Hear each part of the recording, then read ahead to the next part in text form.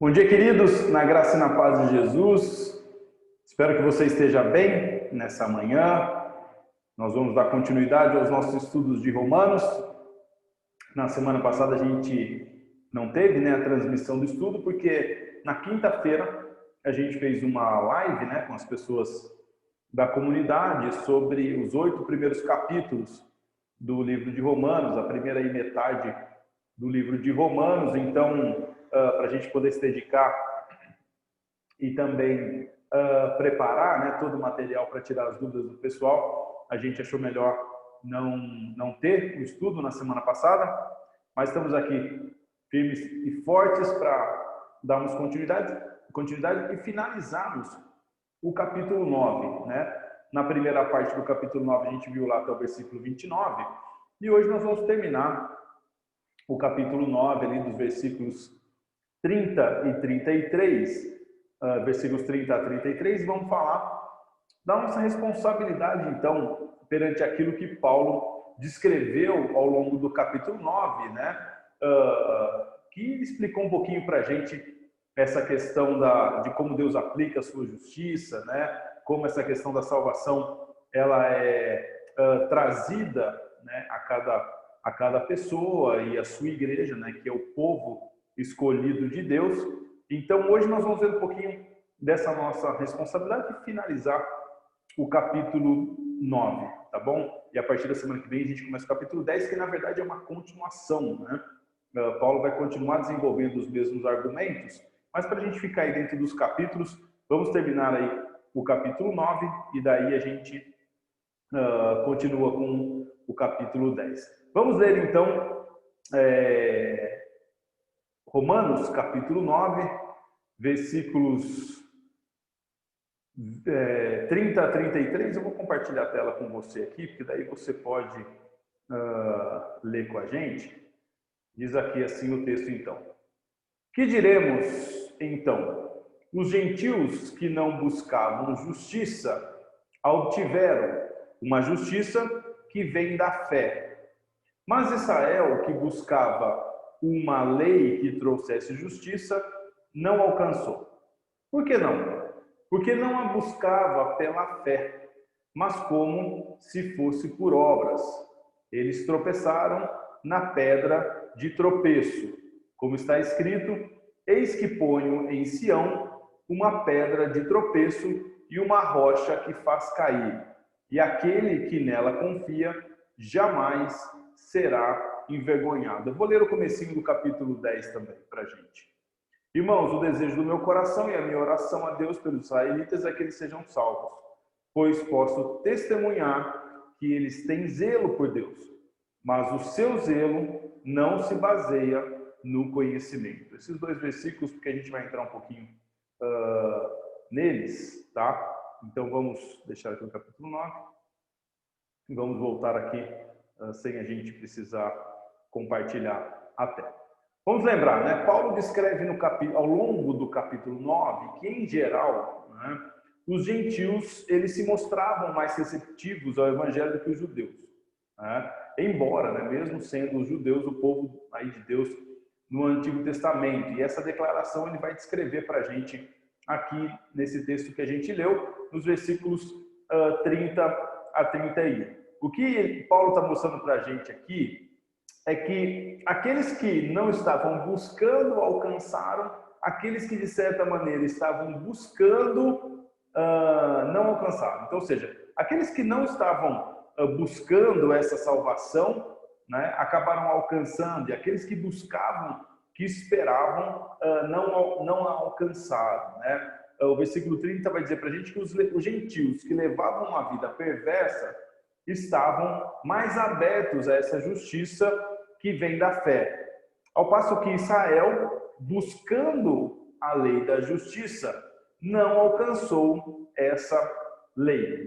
Os judeus tinham, gente, essa consciência profunda de que eles necessitavam dessa justiça para comparecerem, diante de Deus. Ao passo que os gentios, quando a gente olha a história bíblica, eles não tinham nenhum exagero, mas não tinham esse entendimento tão desenvolvido, tão presente em suas vidas. Porém, no versículo 32, vai dizer para a gente, né, que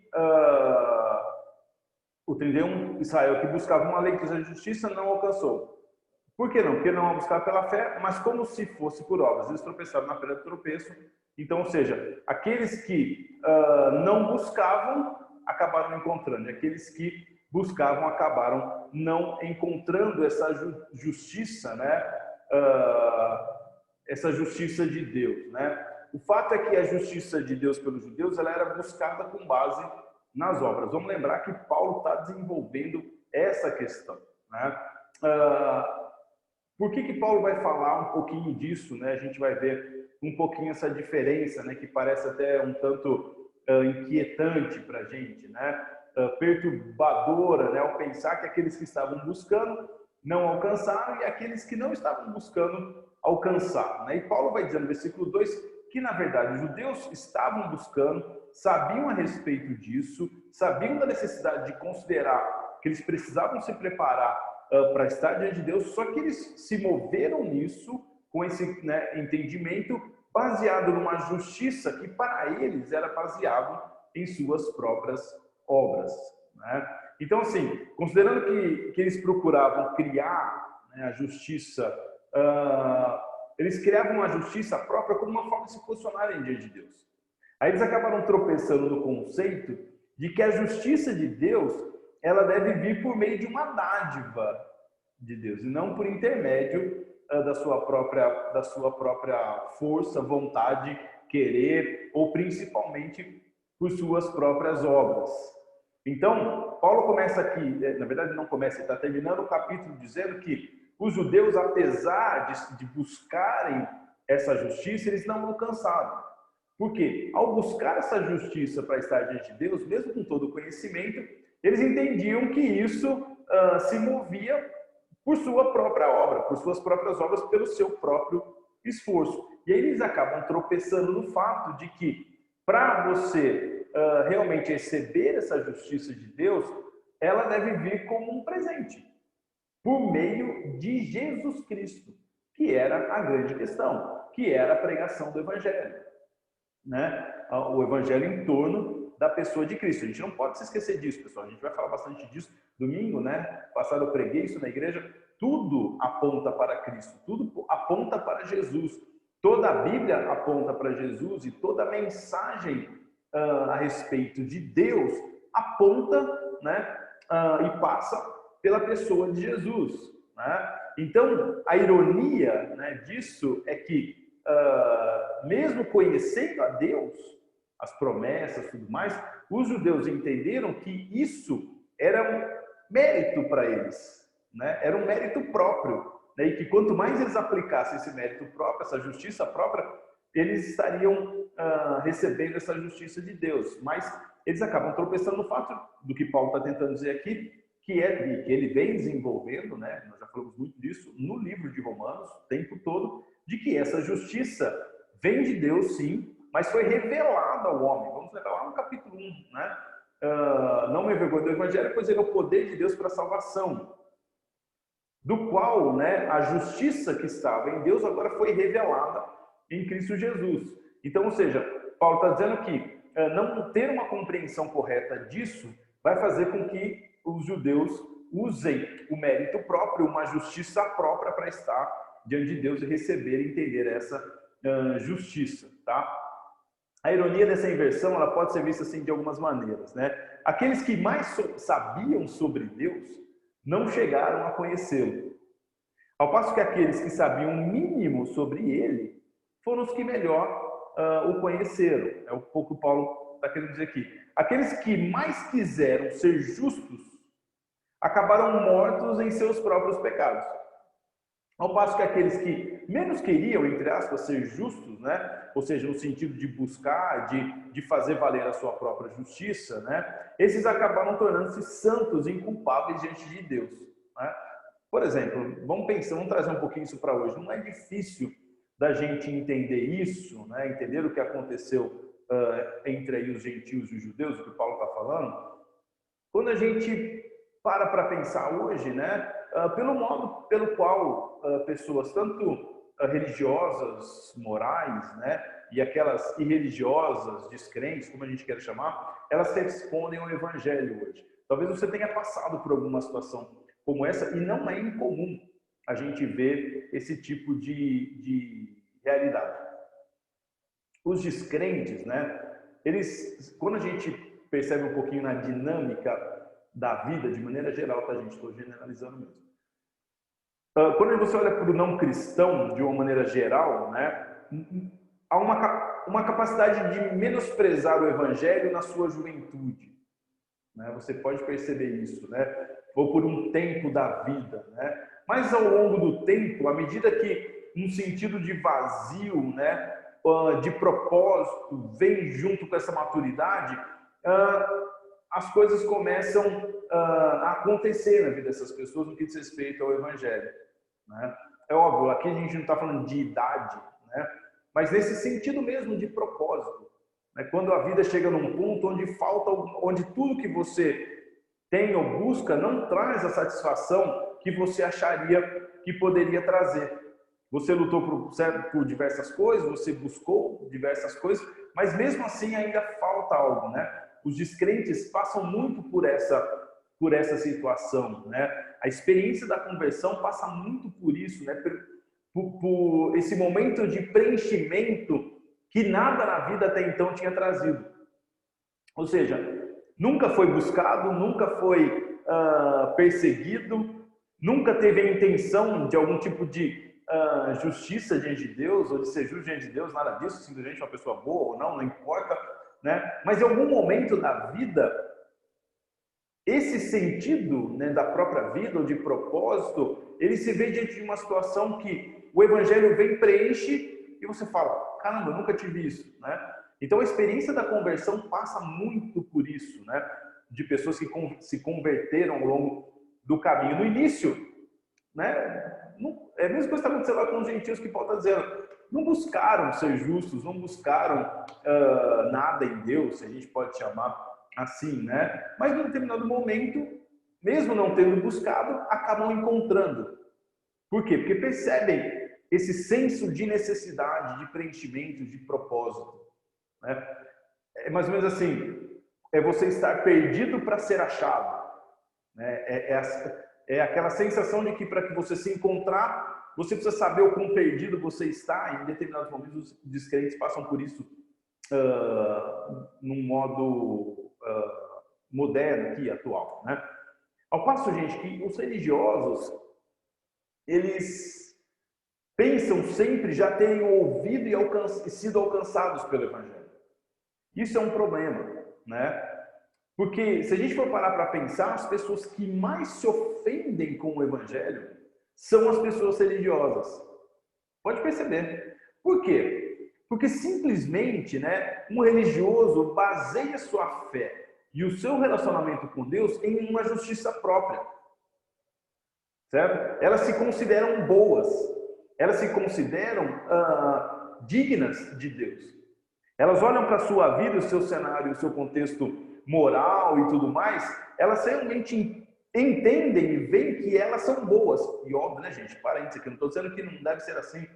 Mas o que Paulo está dizendo ao longo do livro todo, e a história do Evangelho fala isso, é que para a gente realmente entender o quanto vale essa salvação, o quanto nós somos salvos e quanto isso transforma a nossa vida, nós precisamos primeiro entender o quão perdido nós estamos. E que nada vale a nossa justiça própria, as nossas boas obras, se não fosse Deus nos salvar e dar o seu Filho por nós. Então, não se vê dentro de uma responsabilidade com as suas próprias vidas. Diferente do descrente, ele olha para a sua vida, ele fala assim, cara, onde eu estou conduzindo a minha vida? Quão perdido eu estou? Seja nas drogas, no mundo de devassidão, no mundo perdido mesmo, desconexo, vazio, não importa como. Ele consegue entender e perceber no Evangelho, na mensagem da cruz, na mensagem do amor de Deus, um preenchimento que ele nunca experimentou. Ao passo que pessoas religiosas, elas não conseguem muitas vezes perceber isso. Elas não conseguem. Por quê? Porque o seu senso de justiça própria é muito forte. E o que tem acontecido hoje? Essas pessoas religiosas, elas ouvem o Evangelho e elas tentam adequar o Evangelho, reinterpretar o Evangelho para que ele caiba em sua autojustiça. E assim eles vaziam o poder da graça do próprio Evangelho. Aquilo que eu compreendo da Bíblia, eu tento achar formas de encaixar na minha autojustiça, na minha justiça própria. Eu olho para mim e eu falo assim, nossa, eu já sei isso, eu não passei por aquilo, como eu sou bom nisso. Mesmo que não pensem intencionalmente dessa forma, mas vivem assim. Queridos, isso é sério. Isso é muito sério. Porque hoje, né, quem são as pessoas religiosas? A gente tem que entender isso. São as pessoas que falam que creem em Deus, são as pessoas que vão na igreja, são pessoas envolvidas com a vida da igreja, muitas vezes, envolvida com a mensagem da cruz, envolvidas com a mensagem mesmo sobre Deus, sobre o amor de Deus, sobre o Evangelho, mas o qual isso não tem um impacto transformacional, vamos chamar assim, nenhum. Não tem impacto na vida, certo? Isso apenas preenche um senso de que a gente precisa de algo espiritual. E alimenta apenas uma sensação de que, ao crer em Deus, ao trabalhar para Deus, seja o que for, tá tudo certo, Deus vai me aceitar. Eu não sou como aquele, né? Vamos lembrar da parábola de Lucas 15? É como Jesus estivesse ensinando, olha, o irmão mais velho olhou para o irmão mais novo e falou assim, eu não sou como aquele teu filho. Eu sempre fiz tudo certo. Esse é o senso de religiosidade hoje. São aquelas pessoas que olham, né, para o seu cenário sempre com um dedo apontado, sempre com uma forma de julgar, mas aquele próprio evangelho não faz diferença na vida. Então, ou seja, fica tentando arrumar na própria Bíblia ou em qualquer realidade meios de encaixar na sua própria autojustiça. Então, quando Paulo está falando lá, né, de que os que não estavam buscando encontraram e os que sempre buscaram não encontraram, a gente pode ver isso nos dias de hoje, certo? Pessoas religiosas têm um senso de abundância muito grande. Pode perceber, são pessoas que dificilmente precisam de algo, né? Ao passo que aquelas pessoas muitas vezes carentes, necessitadas, né, elas se veem em sua perdição, em seu vazio, sejam elas de coisas materiais ou emocionais, relacionais. Elas olham para as suas vidas e elas falam, falta algo, eu estou perdido. E quando o evangelho vem pelo poder da mensagem da cruz, é como se aquilo preenchesse de verdade a vida das pessoas, né? E ao passo que pessoas religiosas, elas olham para si e elas têm um senso de que as coisas estão todas certas, certo? E que de uma certa maneira, sem perceber, eu sempre uso esse termo, elas acham que Deus deve alguma coisa para elas. Então, o que acontece, né? Paulo está falando dessa diferença e hoje a gente vê isso. Pessoas que não buscavam a Deus na sua vida acabam encontrando, porque se veem perdidos e a mensagem do Evangelho impacta. E muitas pessoas que precisam ser transformadas, convertidas de verdade dentro das próprias igrejas, não conseguem encontrar. Por quê? Porque já acham que acharam, certo?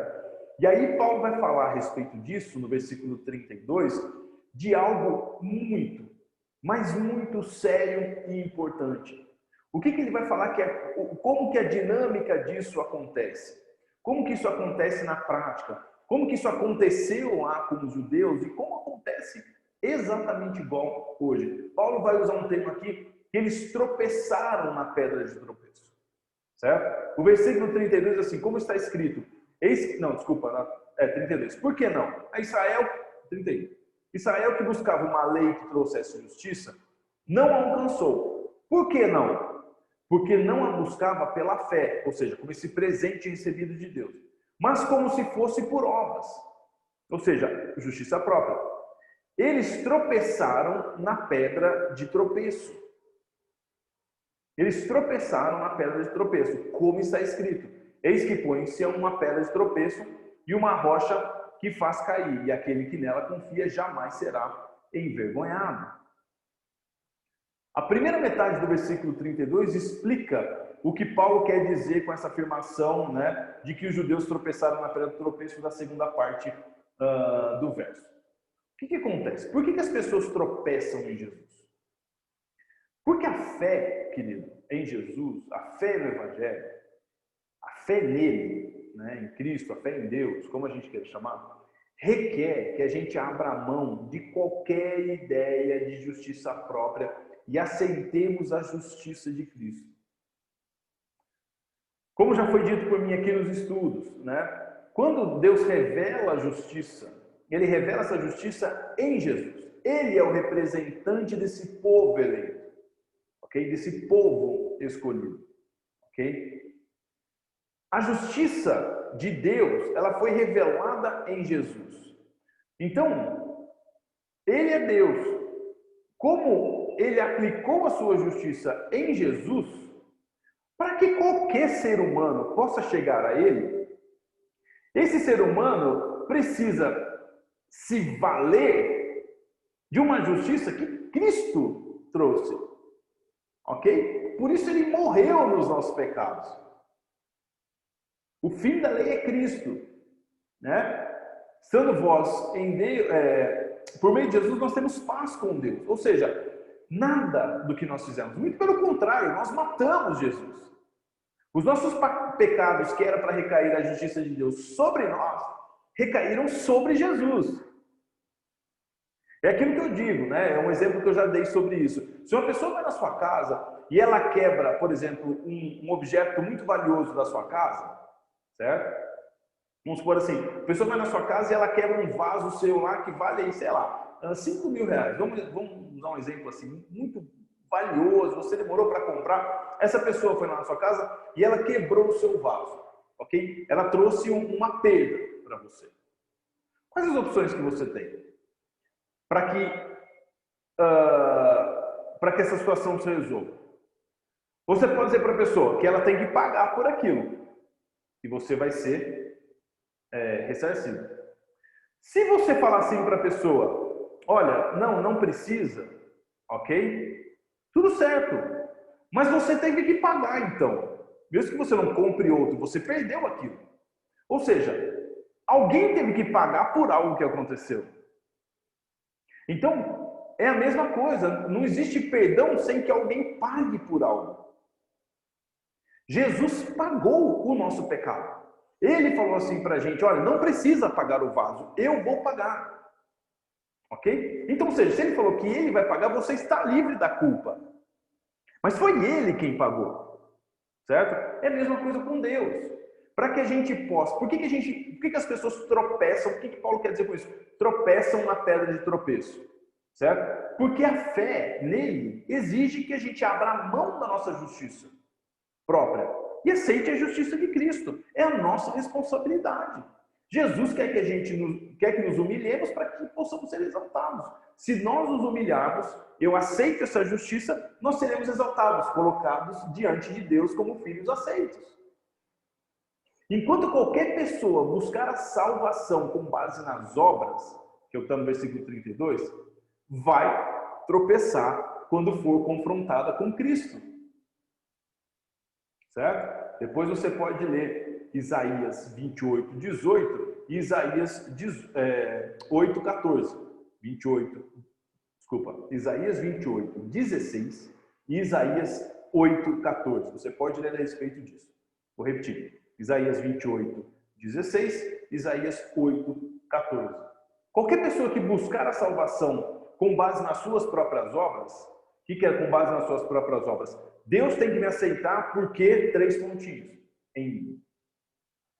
Toda vez que essa pessoa se vê diante daquilo que Cristo fez, ela será confrontada e vai tropeçar. Por quê? Porque essa pessoa não pagou diante de Deus pelo pecado. Quem pagou pelo pecado dela foi Cristo. Então, ela vai tropeçar na pedra de tropeço se ela achar que ela tem algo que mereça ser salvo.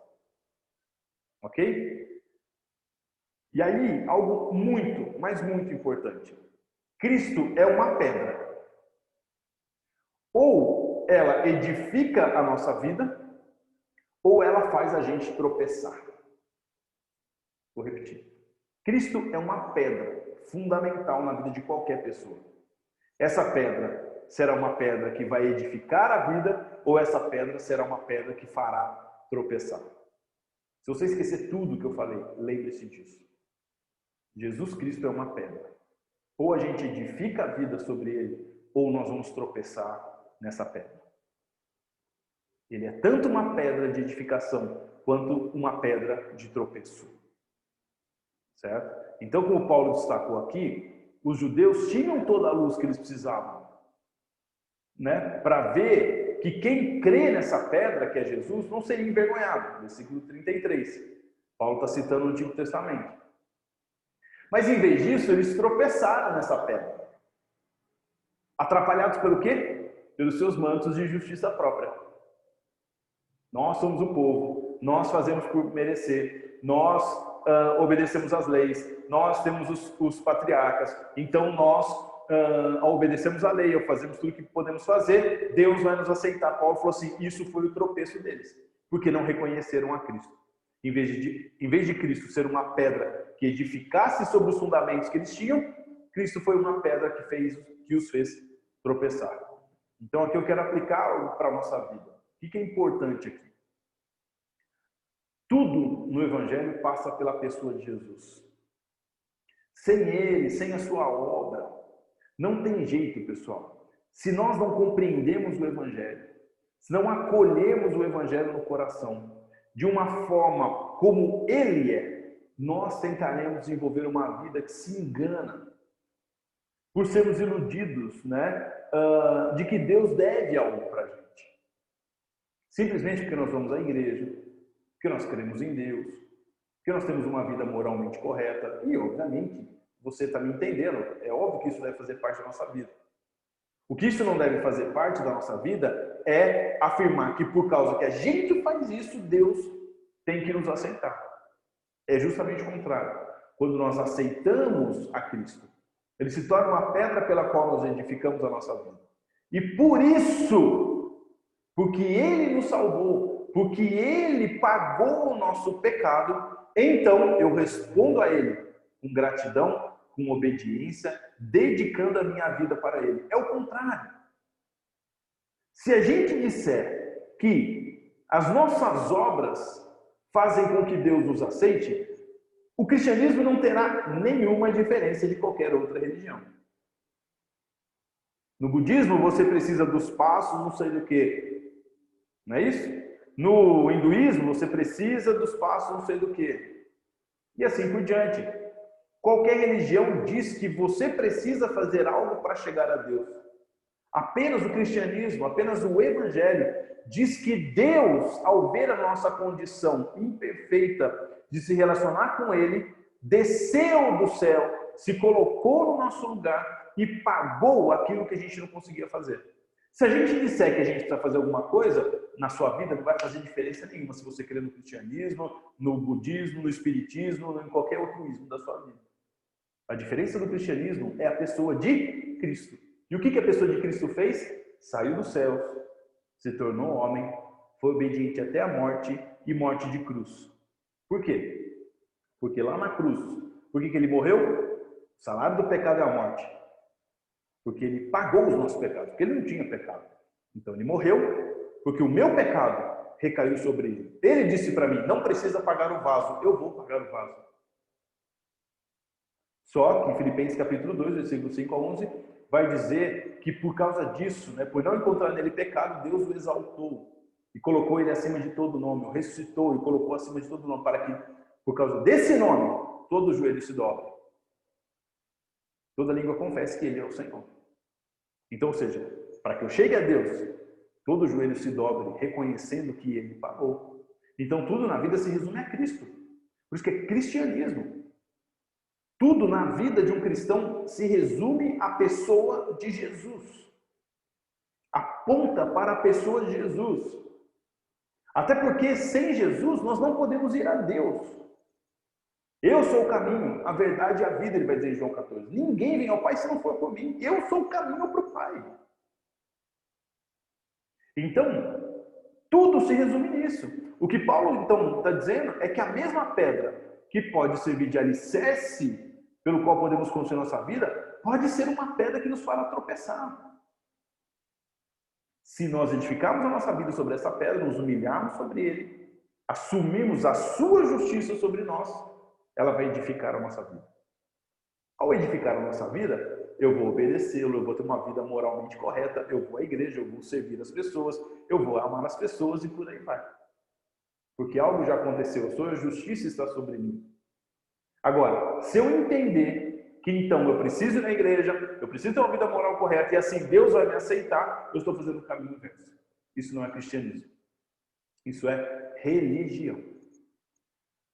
Então, a questão é, João 16, né? Desculpa, João 3.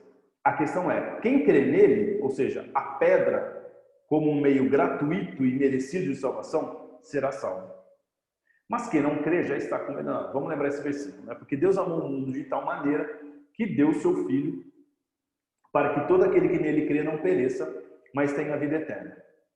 Deus enviou Jesus ao mundo para salvar o mundo, não para condená-lo. Quem crê nele, nessa pedra de edificação, será salvo. E quem não crê já está condenado. Ou seja, há uma responsabilidade também aqui.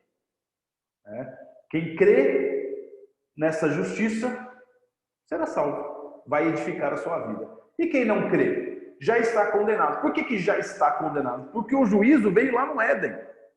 Gênesis 3, se você comer do fruto você vai morrer. Mas Deus proporcionou um caminho. Esse caminho, quem passar por esse caminho, será salvo. E quem não passar, vai continuar na condição de condenação. Não muda nada. Quem aceitar se humilhar perante esse Deus em Cristo Jesus, vai edificar a sua vida como uma pedra de edificação que é Jesus. Ela vai construir a nossa vida. Nós vamos construir com ele a nossa moral, nós vamos construir com ele a nossa família, nós vamos construir com ele uma vida reta, piedosa e santa. Ele, por não precisarmos provar, certo? A nossa justiça, porque ele já fez isso por nós, então a vida dele em nós pode nos conduzir a uma vida piedosa, a uma vida de santificação, a uma vida que busca agradar a Deus.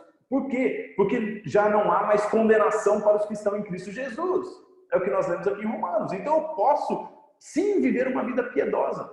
Eu posso viver uma vida livre. Eu posso acertar e eu posso errar, porque já não tem mais condenação. Quando eu errar, tentando viver essa vida, eu peço perdão, porque a justiça dele é suficiente para mim. Mas se eu não tenho essa justiça, eu vou tentar construir isso por minha própria justiça. E eu vou tropeçar. É isso que Paulo está dizendo. Essa é a questão mais importante que finaliza o capítulo 9. O capítulo 9. E aí, por isso que eu falei para vocês, para a gente ler o começo do capítulo 10, que Paulo vai dizer que ele deseja muito que os seus irmãos judeus fossem salvos, né? E ele vai dizer que eles são zelosos, mas eles não têm conhecimento, ok? É o que o capítulo 10, versículos 1 e 2 vai dizer. Irmãos, o desejo do meu coração e a minha oração a Deus pelos israelitas é que eles sejam salvos, pois posso testemunhar que eles têm zelo por Deus, mas o seu zelo não se baseia no conhecimento. Isso aqui é muito importante, ok? Um dos motivos de Israel se perder não é porque eles não criam em Deus, muito pelo contrário, Paulo vai usar a palavra zelo. E Paulo entendia bem do que é ser zeloso por Deus, porque ele já foi assim. Ok? Então a questão não é que eles não eram comprometidos, eles eram mais comprometidos do que eu e você. Eles tinham zelo por Deus, eles tinham, né, zelo pela lei. Eles tinham zelo por Deus, mas não tinham conhecimento. Paulo aprofunda ainda mais a responsabilidade daqueles que buscam ter zelo por Deus. Ok? Porque a gente pode olhar e medir as coisas, né, como se os religiosos fossem alguém que eram absurdamente descomprometidos com Deus. Não, não eram. O que eu quero dizer com isso? Que de repente há muita pessoa dentro da igreja que é comprometida, que lidera, que faz muitas coisas, que tem zelo pelo nome de Deus, inclusive, mais do que qualquer outra pessoa. Mas Paulo vai dizer que o que os fez cair, o que os fez tropeçar, não é que eles não eram zelosos, mas é que eles tinham um zelo sem conhecimento. Isso pode ser entendido hoje de várias formas. A pessoa vai à igreja, não falta, ela lê a Bíblia mais do que eu e você juntos, ela ora, ela paga as contas em dia, ela tem uma vida moral correta, ela lidera na igreja, ela ajuda os pobres, ela faz tudo isso, ela tem uma vida zelosa. E ela entende que ela faz isso, né, por amor a Deus. Só que Paulo vai dizer que o motivo de Israel se perder é que zelo não basta. O zelo deve ser baseado em conhecimento. Zelo sem conhecimento é fanatismo ou até terrorismo. Certo? Exemplo. E o conhecimento aqui tem a ver com o conhecimento da justiça de Deus. Tem a ver com o conhecimento da obra redentora de Cristo. Tem a ver com o conhecimento de que não é a minha justiça própria que me faz ter o favor de Deus, mas o favor de Deus veio imerecido a mim quando eu ouvi o Evangelho. E por isso eu respondo a Deus. Primeiro, eu tenho conhecimento do que Deus fez por mim, então eu vou desenvolver o meu zelo. Mas se eu só tiver zelo e não tiver o conhecimento, eu vou basear a minha salvação no zelo que eu tenho por Deus. E colocarei Deus em dívida comigo. É disso que Paulo está falando. Vou dar um exemplo. Imagina uma mulher que quer agradar, né? Nos Estados Unidos tem muito isso. Aqui no Brasil a gente não tem tanto isso. Mas nos Estados Unidos, quando alguém muda, né, num lugar novo, tá, os vizinhos normalmente levam algum, né, presente, alguma coisa assim de boas-vindas, né? Mas vamos imaginar que você está acostumado com isso e você vai fazer isso. Uma família nova muda ao lado da sua casa ou de qualquer outra pessoa, né? E uma mulher, por exemplo, está lá, uma dona de casa, né, que está no dia a dia, já percebeu o que ela faz? Ela vai e ela compra um buquê de flores lindos para levar para sua nova amiga vizinha. Certo? E ela vai com toda a sinceridade, com todo o zelo, né? E compra e entrega essas flores para a vizinha. Mas ela não sabe, por exemplo, que a sua vizinha é terrivelmente alérgica a flores. Ou seja, esse zelo, certo? Sem o conhecimento, pode ser fatal. É isso que Paulo está dizendo aqui. Paulo está dizendo que simplesmente a gente saber sobre Deus, a gente falar de Deus, a gente falar que crê em Deus, a gente ser envolvido com as coisas de Deus, sem o conhecimento da obra de Cristo, da pedra, né, angular que é Cristo, pode ser fatal para a nossa vida. Porque nós estaremos indo na direção contrária do Evangelho. O Evangelho primeiro assume que Jesus se tornou justiça por mim. Eu passo por isso e passo a usar o zelo em gratidão e resposta a essa obra de Jesus. A religião diz que o meu zelo vai me conduzir na direção de Deus. Isso pode ser fatal. Então, assim como Israel, né, na verdade, nós devemos superar o que nós podemos chamar de ignorância. Ok? Israel tem um zelo sincero, mas permanece ignorante, não porque a informação está indisponível, mas porque eles se sentiram convenientes em continuar na ignorância.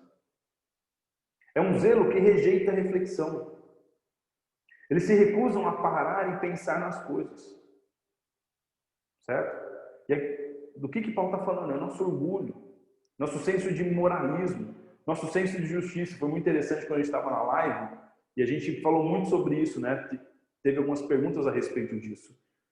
Não, na verdade, pergunta, mas comentários. Nossa, como é difícil, né? Explicar para as pessoas que essa justiça não vem delas é muito difícil. Por quê? Porque é conveniente para o ser humano. É conveniente, desde o Éden, é conveniente para o ser humano achar e alimentar de que ele é mais do que ele de verdade é. Nós somos criaturas de Deus. Deus é o Criador. Ele é o oleiro que faz o vaso como ele quiser. Mas o ser humano continua, dia após dia, achando que ele dá conta de levar na sua vida. Então Paulo vai dizer lá em Romanos, capítulo 1, que nós já estudamos lá no comecinho. As obras de Deus, né, elas são indesculpáveis. Elas estão expostas todos os dias. Mas o que o ser humano preferiu? Trocar a obra da criação, as coisas criadas, por coisas que não existem. Por objetos inanimados, por objetos falsos.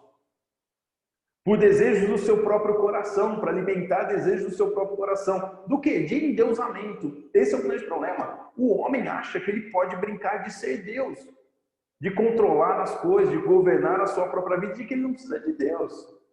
Então essa ignorância, ela não é uma ignorância injustificável, não, que não existe informação, que não existe conhecimento. Existe, mas é conveniente para o homem, para o seu orgulho, para o seu senso de moralismo, para a sua justiça própria, questionar Deus. Onde já se viu uma pessoa boa como eu, o Senhor não abençoar, o Senhor não salvar, e salvar tal pessoa que é muito diferente de mim, que comete erros e tal. Isso não entra na cabeça do ser humano. E é justamente isso que faz o homem tropeçar em Jesus, porque em Jesus ele colocou todo sobre um terreno plano, o terreno plano da cruz. Eu desci do céu e eu paguei pelo pecado de toda a humanidade. Então, eu estou escolhendo para mim um povo eleito, que são aqueles que receberem essa justiça. Concluindo, então, para a gente terminar aqui esse estudo, né? A fé, ela reconhece que nós não precisamos fazer nada para ser justo, até porque a gente tentou e não conseguiu. A história da humanidade, desde o Éden, mostra isso. A gente tentou ser justo, mas não conseguiu. No devido tempo, nascido de mulher, Jesus desceu e fez justiça por nós. Então, você não precisa subir no céu para atingir essa justiça pelas suas obras. Cristo já desceu de lá. Ok? E você também não precisa lidar com os seus próprios pecados na morte. Por quê? Porque Cristo já fez isso. Ele morreu e foi até o inferno por você. Certo? Então, essa é a grande dinâmica. Essa é a grande verdade. Essa é a grande boa notícia. Eu não preciso fazer nada. Em que sentido? Jesus desceu do céu e pagou o meu pecado. Eu não preciso morrer nos meus pecados. Por quê? Porque ele também foi ao inferno. Mas ressurgiu. Então, o que eu preciso fazer? Eu preciso passar por esse caminho que é Jesus, para ir até Deus. Se eu entender isso, eu vou abrir mão da minha justiça própria. A gente não pode reduzir isso a do's and don'ts, como a gente fala em inglês, a direitos e deveres simplesmente. A gente não pode reduzir isso a pequenas ações, a gente tem que resumir isso a um ponto de vista muito mais profundo. Jesus desceu do céu, por isso eu não preciso ficar provando para Deus que Ele tem que me salvar. Jesus já desceu do céu para pagar o meu pecado. Então eu não preciso de indulgências, eu não preciso de promessas, eu não preciso andar quilômetros, centenas de quilômetros para pagar a promessa, eu não preciso subir escada de joelho, eu não preciso fazer isso ou aquilo para que Deus então me perceba. Jesus já sofreu tudo que eu poderia sofrer para que Ele pudesse me salvar e pagar algo diante de Deus. Então eu não preciso subir lá para convencer Deus. Por quê? Porque Ele já lá do céu enviou o seu Filho. E no devido tempo Deus o exaltou e colocou sobre todo nome. Ele voltou aos céus à direita de Deus. E agora Deus olha por meio de Jesus para aqueles que passaram por esse caminho. Sabe por que as nossas obras não têm valor diante de Deus? Porque Deus não olha direto para nós. Deus olha por meio do Filho. É como se eu estivesse aqui, se Jesus estivesse aqui, ó. Deus não olha para o Ricardo direto, Ele olha por Jesus, através de Cristo. Se tem Cristo entre mim e Deus, ok, a justiça de Deus está sobre mim. Então as minhas obras não valem nada. Por quê? Porque ninguém pode chegar diretamente a Deus sem ser por meio de Jesus. Simples. Isso traz alívio para o seu coração. Se de repente você está passando um momento difícil, as pessoas falam para você, se você não ora mais, se você não lê mais. Sim, tudo isso nós devemos fazer. Mas devemos fazer em resposta. Ok? E vou dizer uma coisa para você. Quem tem a Cristo como uma pedra de edificação e não de tropeço, você não precisa falar para ela que ela precisa ler a Bíblia, que ela precisa orar, que ela precisa estar na igreja, que ela precisa perdoar, que ela precisa amar o próximo. Sabe por quê? Porque a vida de Cristo está nela, ela flui naturalmente. Ela se vê nessa posição do fluir da vida de Cristo para os outros e na sua própria vida. Por quê? Porque ele tem Cristo como uma pedra de edificação. Sabe quem você precisa ficar falando as coisas? Aquele que não percebeu ainda que Cristo está sendo pedra de tropeço. Então, zelo com conhecimento significa confiar em Cristo para essa justiça diante de Deus. Crescer nele como alicerce da vida. Obedecer à lei de Deus por gratidão. E proclamar o Evangelho por amor. que é o que nós vamos ver no próximo estudo. Vou terminar repetindo. Zelo com conhecimento significa confiar em Cristo para a justificação. Crer nele como alicerce da vida, a pedra de alicerce da vida. Obedecer à lei por gratidão. E pregar o evangelho por amor, que é o que nós vamos ver no próximo estudo. Espero que tenha abençoado a sua vida esse estudo, que você tenha um dia maravilhoso na presença de Deus, na graça dessa pedra angular para a nossa vida. Jesus é tudo. Tudo aponta para Ele. Tudo aponta para Ele. Ele tem que ser o centro da sua vida, como a canção que a gente canta, né? Jesus, seja o centro. Tudo deve apontar para Ele. Que Deus te abençoe um dia maravilhoso na presença desse Deus incrível na pessoa de Jesus.